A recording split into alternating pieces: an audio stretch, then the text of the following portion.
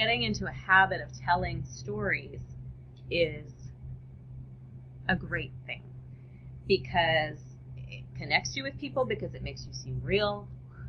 Not that you're not real if you don't share stories. It gives them something to look forward to, right? As well. Like if they know you've got more, you're going to tell them more about something another time. It's better for learning as well, because people can visualize something that you've talked about. So, a lot of people think that they don't have good stories or they don't have stories, but everyone does. And I think just like anything else you do in your business, it's a habit. You have to develop something that, the more you do it, the easier it becomes. And examples are stories too. So they might not be personal stories. They might just be an example of something. That's a story. And it's a great way to repurpose content too, and just reuse it, except for add an example. If you can add an example, you're adding a story, and it doesn't usually take very long. Stories don't have to be long, involved things. It can be very small things. So an example is a perfect way to reuse content very quickly when you don't know the answer to a question.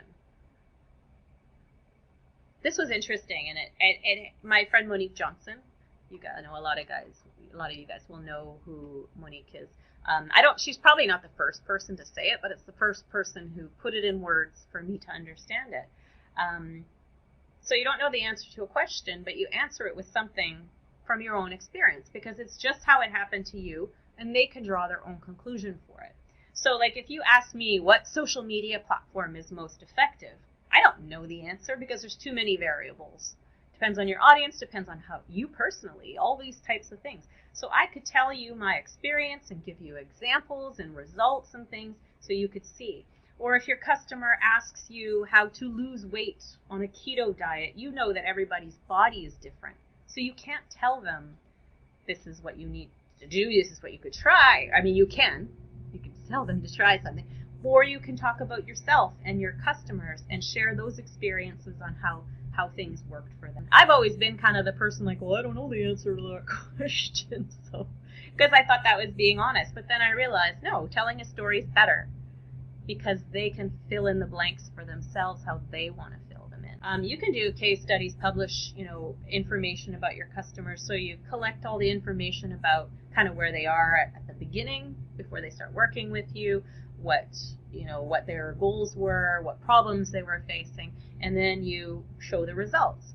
And it's totally a promotion for your product, but it's content, it's information, it's a story, it's real, it's what happened, and it motivates other people. It gives them knowledge, and it motivates them also to do the same, right? It's the ideal thing to do. And the best case studies are kind of when you plan ahead, right? That you start collecting the information and you go along and you can make a really detailed one, but you can do it at any time. It's like collecting a testimonial, but maybe just a bit more detailed. So yeah, so share stories of your customers. And they don't have to be detailed like case studies. Sometimes you'll use, in case studies, you hopefully want to be able to have permission to use their name. If you don't have permission to use somebody's name and you just want to share something, you can share something about your client. Just say your client. Don't say who it was, or offer any details that would allow anyone to identify that client. But share that stuff. And you could share it so casually too, like, I was talking to my client and they said this and they did this. Like, so easy to incorporate a sentence or two with so much social proof and knowledge and motivation for your audience.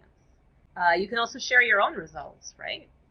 Talk about your own stories, things that you've done. So if you're in a market where you teach something that you're the example, right? That you're the person who learned this and you want to share your experience. You don't have to be the expert. Just be someone interesting who's trying, who's doing, conscious of results that you're getting and things that you're doing that can convey that can tell those stories. And you can grow a very, very captive audience doing that. And nobody, think about it. Like, that's actually not true. I was about to say no one likes a train wreck. So, like, it's not true because reality TV tells us otherwise. But I think nobody admires a train wreck, right? So it's okay. Like, you don't want to go share all this stuff that's gone wrong for you. But when you could share things, These are the great stories, the inspiring stories. When you share what did go wrong, or the mistakes you made, or the stupid things, totally stupid things you did, but how you turned it around, right? That you were able to fix that. Because people can relate to that, right?